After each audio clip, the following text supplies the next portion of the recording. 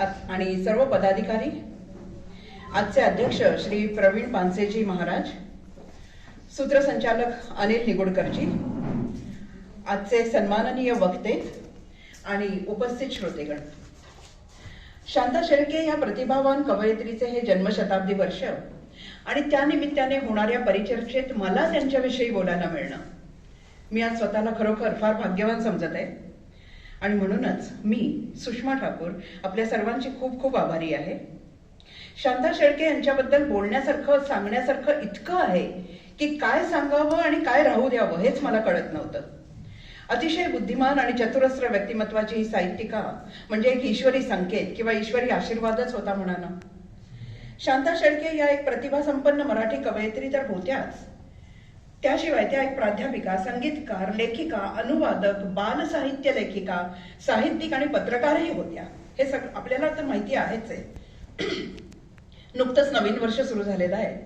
या वर्षाच्या स्वागतासाठी शांताबाईंच्याच कवितेने मी सुरुवात करतेय.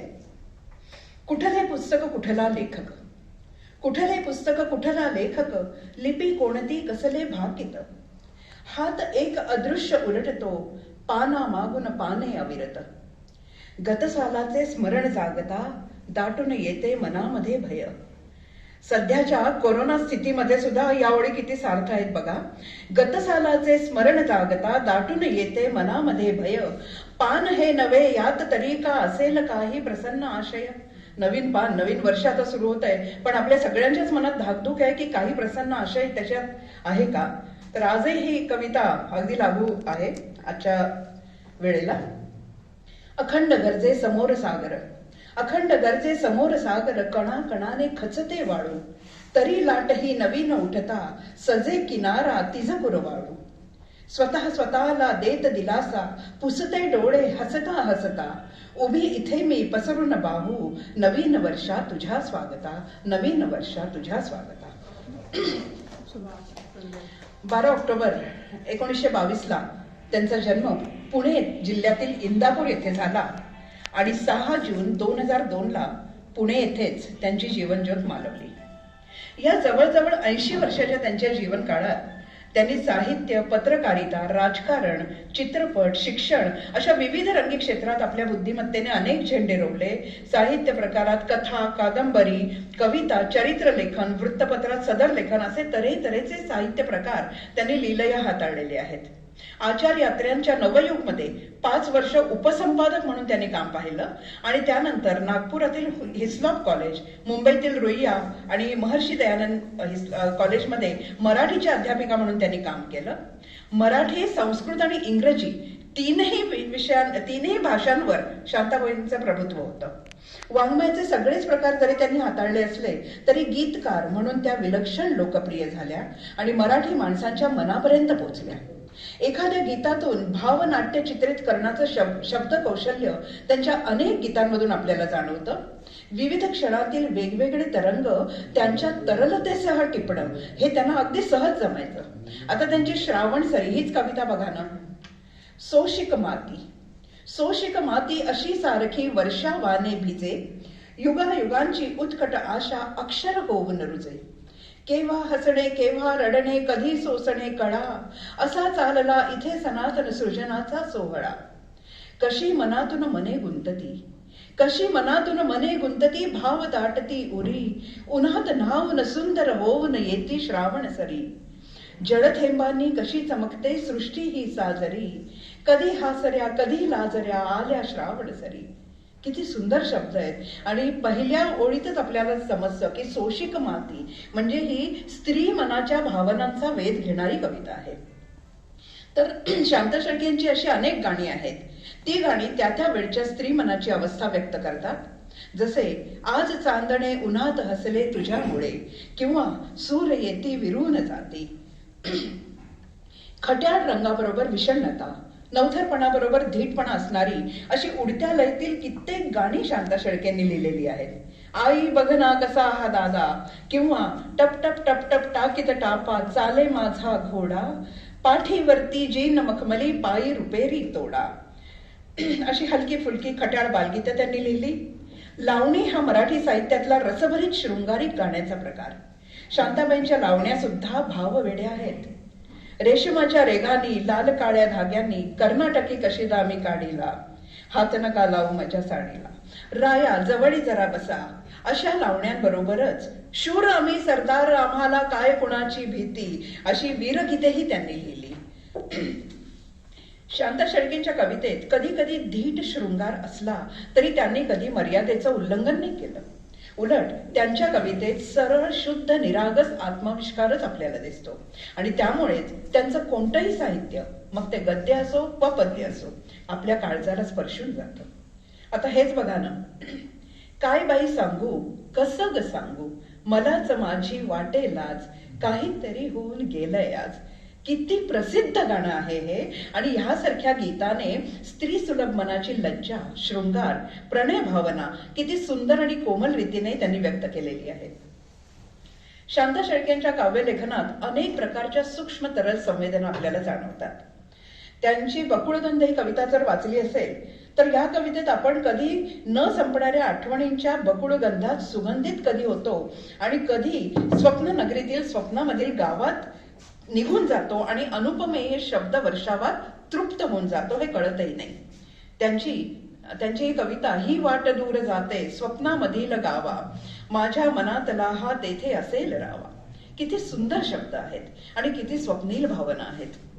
तसंच निसर्ग प्रेमात रमून जाऊन त्या लिहितात, ऋतू हिरवा ऋतू बरवा, पाचूचा वनी रुजवा, युगविरही हृदयांवर सरसरतो मधुशिरवा, भिजुनी उन्हे चमचमती.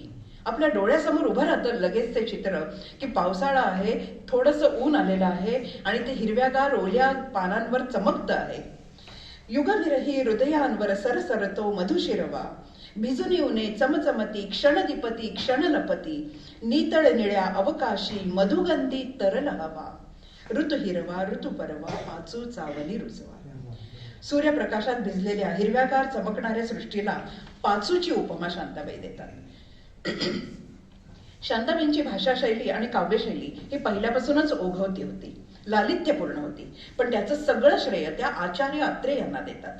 नवयुग मध्ये असताना अत्रे एकदा त्यांना म्हणाले, शांता तुला शब्दांचा फार सोस आहे, लहान मुलं ज्याप्रमाणे रंगीबेरंगी खडे गोळा करतात ना, त्याप्रमाणे तू शब्द गोळा करतेस. तसं नसावं, बोलण्यातला ओघ आपल्या लेखनात नैसर्गिकपणे आला पाहिजे. अत्र्यांचं हे वाक्य त्यांनी लक्षात ठेवलं आणि आपली संस्कृत प्रचूर शब्दशैली, भाषाशैली बदलली. त्यामुळे भस्म विलेपित रूप साजिरे यासारख्या संस्कृत प्रचूर शब्दात लिहिलेल्या गाण्यापासून ते चांदण्या रात्रीतले ते स्वप्न तू विसरून जा, मी कधी होते तुझी ते स्वप्न तू विसरून जा, यासारखे सोप्या शब्दातील विफल प्रेमगीत जे गीत म्हणून अत्यंत सफल झालं होतं, तिथपर्यंत शांताबाईंच्या काव्यनिर्मितीत फरक होत गेला. समजण्यास साधे सोपे सरळ शब्द त्यांच्या कवितेत येऊ लागले. शांताबाईंना कविता कशा सुचायला लागल्या हे त्यांच्या एका मुलाखतीत त्यांनी सांगितलं आहे की त्यांचं बालपण खेड्यात, म्हणजे खेडगाव नाही तर पुणे जिल्ह्यातील राजगुरुनगर, ज्याला पूर्वी खेड असं म्हणत असत, तिथे गेलं. तिथे त्यांचं आजोळ होतं.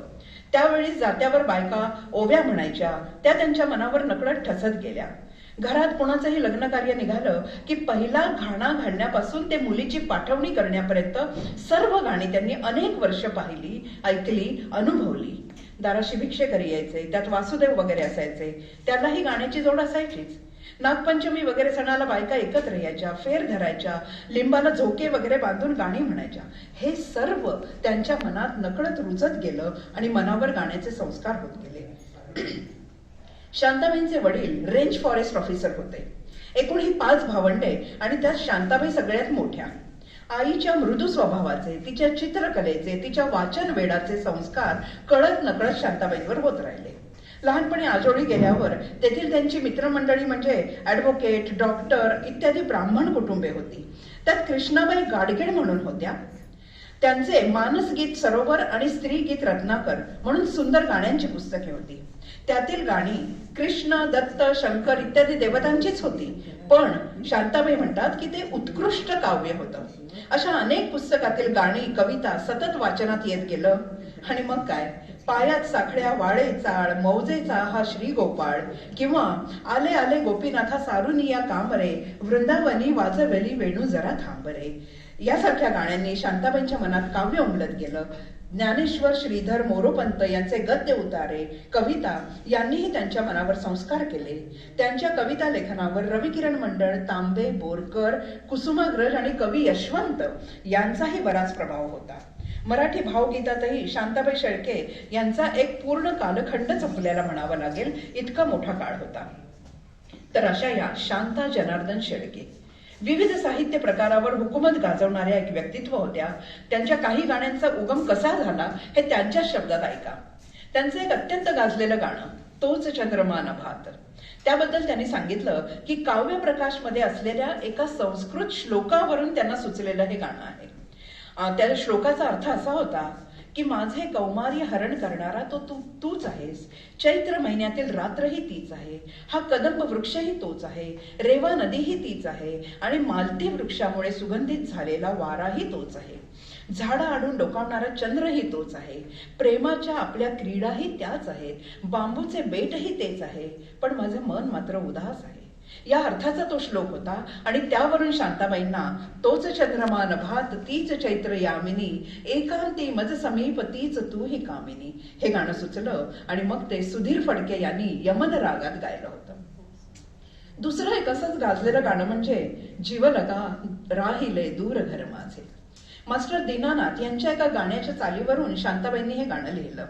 हृदयनाथांनी ही चाल त्यांना सांगितली होती आणि त्यातला जीवलगा हा शब्दही हृदयनाथांनीच त्यांना सुचवला होता. एका शब्दासाठी समेवर येत नव्हतं गाणं, काहीतरी अडखळत होतं. तर हृदयनाथाने विचारलं की जीवलगा हा शब्द कसा वाटतोय आणि शांताबाईंनी सांगितलं की अगदी चपखल बसणारा हा शब्द आहे.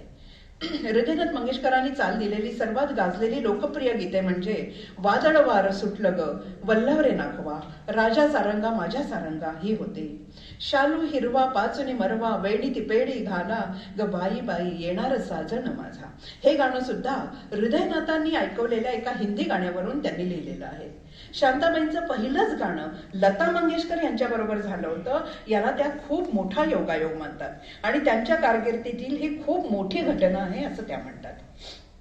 तर इतक्या साध्या स्वभावाच्या शांताबाई, मागे उभा मंगेश पुढे उभा मंगेश, माझ्याकडे देव माझा पाहतो आहे, यासारख्या अप्रतिम उच्चस्तरीय कविता गाणी लिहूनही अगदी सहज साध्या होत्या. सध्याचे अर्ध्या हळकुंडात पिवळे होणारे कवी कवयित्री पाहिले की हे पदोपदी जाणवतं. सलील चौधरी यांच्याबरोबर बंगाली गाणी, मंगेशकर कुटुंबीय यांच्याबरोबर हिंदी मराठी गाणी आणि बाबूजी म्हणजे सुधीर फडके यांच्याबरोबर अनेक गाणी शांताबाईंनी लिहिलेली आहेत. सुधीर फडके तर एक गाणे 12 ते 13 वेळा शांताबाईंकडनं करून घेत असं शांताबाई म्हणतात. हे बंध रेशमाचे या नाटकातील नायकाची उदास मनस्थिती दाखवायची होती. लेखक रणजित देसाई आणि संगीतकार जितेंद्र अभिषेकी यांनी शांताबाईंना एक हिंदी शेर सांगितला. लोग कांटों की बातें करते हैं, मैंने तो फूलों से जख्म खाए हैं. लोग कांटों की बात करते हैं, मैंने तो फूलों से जख्म खाए हैं. आणि काटा रुते कुणाला, आक्रंदता तो कोणी, मज फूल ही रुतावे, हा दैवयोग आहे. यासारखे अजरामर काव्य जन्मले. हिंदी सिनेमा व काव्यात बिदाई गीत म्हणून एक स्वतंत्र उपप्रकारच अस्तित्वात आहे. मराठीत तो थोडा कमी प्रमाणात हाताळला गेलाय. या आशयाच्या ज्या काही मोजक्या कविता लिहिल्या गेल्या त्यात या कवितेचं स्थान वरचं आहे. अनिलजींनी सुरुवातीलाच उल्लेख केलेलं हे गाणं म्हणजे दाटून कंठ येतो ओठात येई गाणे, जा आपुल्या घरी तू जा लाडके सुखाने, हातात बाळ पोथी ओठात बाळ भाषा, रमलो तुझ्या सवे मी गिरवीत श्री गणेशा, वळवून अक्षरांना केले तुला शहाणे, जातो सुखावणे मी त्या गोड आठवणी. सासरी चाललेल्या आपल्या कन्येस निरोप देणाऱ्या पित्याच्या मनातील भावनांचा बंध मोकळा करून देणारी ही कविता प्रत्येक माता पित्यास आणि त्यांच्या कन्येस जीवापाड प्रिय आहे. याचे कारण या गीतातली सहजता. अगदी सहजपणे एका पित्याचे दुःख या कवितेत त्यांनी मांडलं आहे, त्याचबरोबर तिला आशीर्वादही दिला आहे. सुख दुःखाच्या संमिश्र भावनांचा हा सुरेल संगम आपल्या काळजाला भिडल्याशिवाय राहत नाही. वर्षा हा त्यांचा पहिला काव्यसंग्रह, रूपसी, तोच चंद्रमा, गोंधण, कळ्यांचे दिवस फुलांच्या राती, जन्म जानवी, चित्रगीते, पूर्वसंध्या इत्यर्थ हे त्यांचे इतर काव्यसंग्रहही प्रसिद्ध झाले आहेत. मुक्ता, गुलमोहर, प्रेमिक, काचकमळ, सवाष्ण, अनुबंध, बासरी, कविता करणारा कावळा आणि सागरिका हे बालकथा संग्रह, विजली ज्योत, नरराक्षक, पुनर्जन्म, धर्म, ओढ, स्वप्नतरंग, कोजागिरी, मायेचा पाझर या कादंबऱ्या, पाऊस, एक पाणी, वडीलधारी माणसे संस्मरणे, मदरंगी, सांगावेसे वाटले म्हणून हे ललित लेखन इत्यादी विपुल अशी त्यांची साहित्य संपदा प्रकाशित झाली आहे. जपानी हायकूंचं भाषांतर, मेघदूताचं भाषांतर, प्रस्तावना लेखन हे शांताबाईंचे साहित्यातील अनमोल योगदान आहे. मराठी गाण्यातलं अस्सल मराठी पण त्यांनी जपलं आहे आणि मी डोलकर, राजा सारंगा, माझ्या सारंगा यासारखी कोळी गीतही त्यांनी लिहिलेली आहेत. कवितेविषयी आपल्या भावना व्यक्त करताना त्या म्हणतात, कविता लेखनातून मी कृतार्थ क्षण मिळवत राहिले. मी माझ्याच गीतांमधून मला शोधलं, जग जाणून घ्यायचा प्रयत्न केला. माझे अनुभव, माझे सुखदुःख, माझं एकाकीपण हे सर्व ईश्वरी वरदानाप्रमाणे माझ्यावर बरसून आणि मला ओलेचिंब करून टाकणारा निर्मळ आनंद मी अनुभवला. एकाकीपणासाठी त्यांनी त्या रडल्या नाहीत, त्यांनी त्याबद्दल निराशा व्यक्त नाही केली. त्यांनी सांगितलं त्यामुळे साहित्य सृजन घडलं माझ्या हातून. तर त्यांनी सांगितलं की या सर्वातनं मीच मला शोधावं असं वाटतं. कुणी साथ दिली तर धन्यता वाटते, नाहीतर माझं मलाही ते पुरेसे असतं. पुढे त्या म्हणतात, नेहमी शब्दांना शब्द भेटतीलच असं नाही, शब्दांनी शब्द पेटतीलच असंही नाही, पण माझा हा स्वचा आणि जगाचा शोध मात्र कधीच संपणार नाही. वाङ्मयात आता नवीन नवीन प्रकार आले आहेत. नवकथा, नवकविता आली आहे. प्रतिमा सृष्टी कवितेत वाढलेली आहे. या नवसाहित्याचंही शांता शेळके यांनी स्वागतच केलं.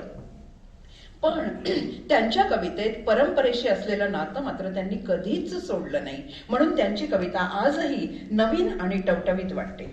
अस्थाईमध्ये कवितेची मध्यवर्ती कल्पना आणि मग कडव्या कडव्यातून फुलत विस्तारत गेलेलं गाणं, या पद्धतीने त्यांनी कविता लिहिल्या. खरं तर शांता शेळके आज आपल्यात नाहीत, पण त्यांचे साहित्य वाचताना ते अजून आपल्यातच आहेत असा भास होतो. धूळ पाटी हे त्यांचं आत्मचरित्र वाचताना मन गलबलून जातं.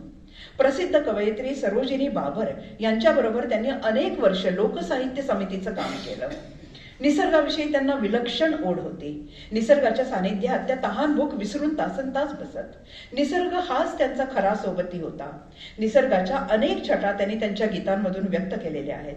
आळंदी इथे संपन्न झालेल्या अखिल भारतीय मराठी साहित्य संमेलनाच्या अध्यक्षपदाचा बहुमान त्यांना देऊन रसिक श्रोत्यांनी, वाचक, साहित्यिकांनी त्यांना सन्मानित करून त्यांचा गौरव केलेला आहे हे आपल्याला माहीत आहेच. आजपर्यंत बोटावर मोजण्या इतक्याच महिला साहित्यिकांना हे भाग्य लाभलेलं आहे.